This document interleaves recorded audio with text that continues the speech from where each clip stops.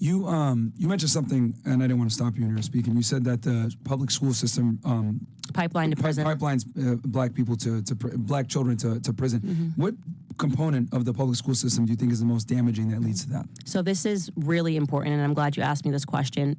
So currently right now in America, 40% of students can't pass a basic literacy exam. Within inner city communities, that's 70%. That's true, because the CAPT exam, I don't know if did you take that when you were in Connecticut? Oh, yes, I did. Yeah. Half my class failed it. Okay. So they can't pass a basic literacy exam. Yeah. So they created the public education system for that very reason, to slowly dumb people down, right? And the reason why you want to dumb people down, the reason why you want to reverse education, it's actually the Department of Non-Education, is because educated minds can be enslaved. It's the reason why we had slave codes. It's the reason why they were not allowed legally to teach black people how to read when they were slaves, right? And that was such a severe law that if you were a white person in America and you were caught teaching a slave how to read, they punished you too, right?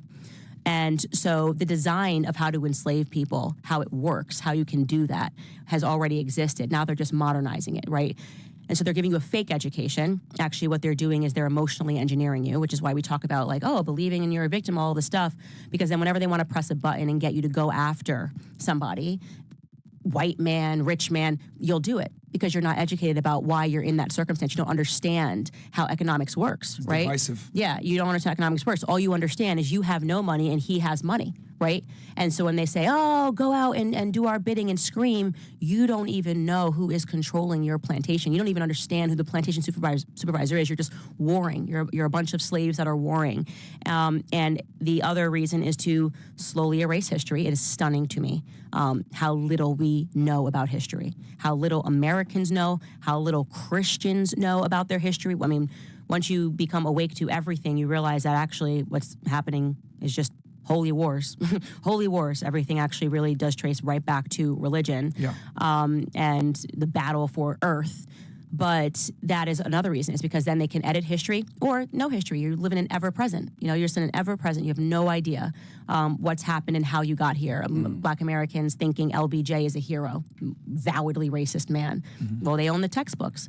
You know, he who can print the textbooks is king, right? This is what happened to you. This is what happened during World War I. This is what happened during World War II.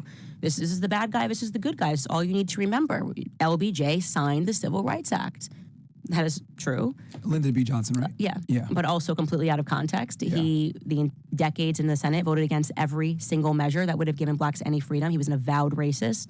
He said, I will have those N-words, hard R, voting Democrat for the next 200 years. He signed the Great Society Act along with it to enslave black Americans to the Democrat plantation. And he was forced to sign the Civil Rights Act because of the America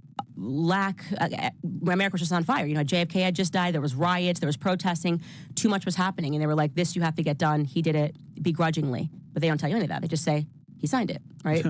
Not to mention he forced a bunch of military people on the USS Liberty to sign a non-disclosure, not talk about them being attacked by a certain place. He also, I just learned this actually over the PBD podcast, intentionally drafted black men to Vietnam. And so he just was so racist, and yet black Americans think, yay, that's when we got our freedom. Nope, that's actually when we were enslaved, re-enslaved. He wanted Kennedy dead. They never got along either. Yeah. He didn't like Robert F. Kennedy either. Wow. See, and this is the thing, like, no one talks about this stuff in history books whatsoever. No one knows Not this in stuff. school, at least. But hell no. They would never tell you this about Lyndon B. Johnson, but they... We just don't know who shot JFK. Yeah. Oh, okay. Oh, okay. Okay. Oh, man. Candace knows what's up, man. Candace knows what's up, man. JFK was like, I'm going to shatter the CIA and throw him into the wind, and then he ends up dead, and you're like, I don't know. The CIA just doesn't know who did it. I don't know.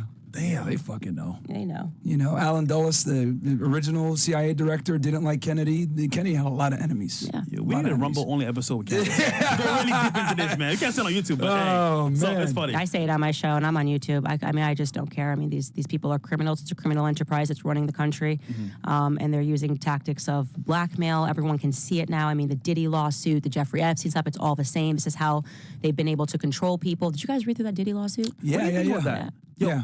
I want to get your thoughts. I know you've deep. We've been looking at it. I know you've been doing a deep dive. Everyone's attacking Diddy from all fronts, literally. Yeah, like it's crazy.